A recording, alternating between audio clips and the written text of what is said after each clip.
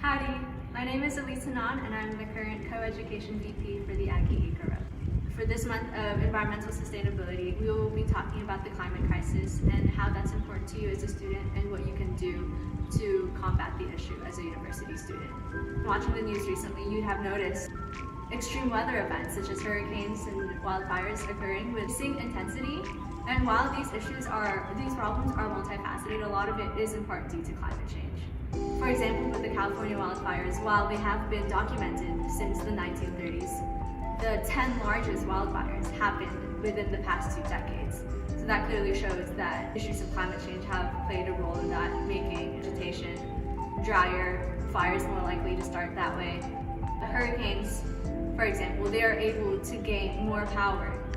Scientifically speaking, when the air temperature is just warmer, the air can hold higher concentrations of water vapor.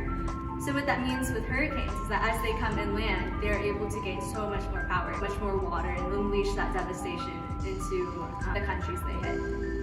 With Hurricane Katrina, for example, the communities that were the greatest impacted were the low-income communities that lived in the cheaper, low-residing areas of New Orleans. With Hurricane Katrina, for example, the people most affected by the hurricane were the low-income people who lived in the cheaper, lower-residing areas. This displaced tens of thousands of people from their homes for quite some time. As with Hurricane Maria, when it hit Puerto Rico, it took almost a year before the whole country got its power back. These examples just kind of show how climate change disproportionately affects people of color and low-income communities more.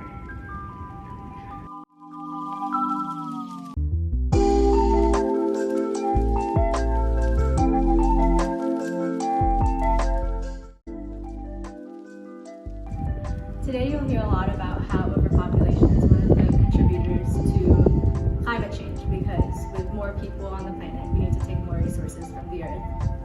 But what a lot of people don't talk about is how those developing countries, which are the fastest growing countries as of now, and the ones more directly affected by climate change than other countries, are the ones that contribute only a fraction of CO2 emissions compared to countries like the United States or Canada. For example, the United States, on a per capita basis, the average American will produce 16.2 tons of CO2 annually, while the average Filipino would only make like 1.25 tons annually, or the average Ugandan would make 0.14 tons of CO2 annually. Basically, what we make, the CO2 emissions that we make in 3 days is what the average Ugandan makes for the whole year. And so this idea that overpopulation from those countries contributes a lot to climate change is a little dangerous because of this idea of eugenics or population control, which has traditionally also disproportionately affected people of color and people in poverty.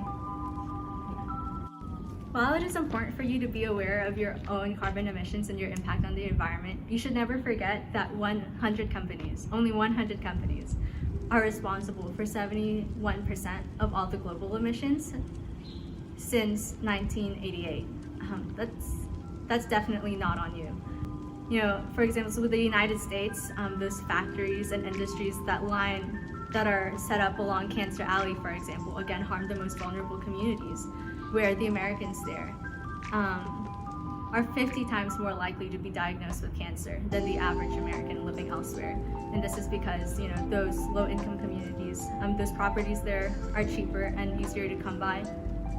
So you shouldn't let those big corporations fool you into thinking that climate change is on you, because it really isn't. So while it may seem like there's not a lot you can do as a student, one thing you can definitely do is vote for leaders that will make sure they listen to those vulnerable communities and that do care about issues surrounding climate change and all things regarding sustainability. Because once again, sustainability, the beauty of sustainability is that it is an intersectional issue where aspects of environmental protection and equity and economic sustainability overlap and are able to provide space for those different aspects, and the different problems in those areas are able to be addressed and have the space to be addressed.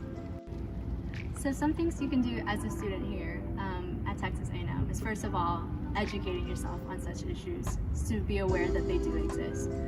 You can find resources at the office, our Texas A&M Office of Sustainability, or joint organizations that are doing their part to address issues of sustainability, either through discussion or education or projects. In the website for the Office of Sustainability as well, you can find current student initiatives and campus initiatives that are currently ongoing that you may be able to take part in if you so choose. We have, for a few examples of organizations would be the TAMU Energy Club or Engineers for a Sustainable World, where they take people from different backgrounds, like engineering, business, and science, to solve solutions that we may be encountering here at school right now. And they do that through projects or simply educating their members. We have the Aggie Green Fund, which since 2011 has awarded around $2.1 million to projects, to students regarding sustainability that they may have. Howdy Farm, for example, is one of those projects that you can bring your compost into right now. Putting up recycling bins in your halls, for example, you can request it. You can have an Aggie Green Fund for that, or with water bottle refilling stations. There's the Aggie Eco-Reps as well. You can join taking part in our organization where we promote and educate on-campus students on living sustainably and allowing them to live according to their values. Okay, and it's October, so that means it's Campus Sustainability Month, and you can take part in that event by looking through the Office of Sustainability's website, where you can find a list of events that are ongoing or about to happen. And if you check out the Aggie Eco-Reps website, you'll also be able to find activities that you can do for Campus Sustainability Month, where you can rack up points by performing sustainable habits, whether that be personal sustainability, environmental, or just social sustainability.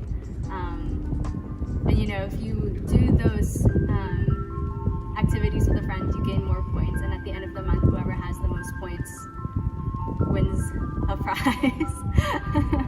Wins a prize, and those points can be emailed to the Aggie Eco-Reps account. Stay safe, enjoy Spooky Month. My name is Elise. Thank you for watching.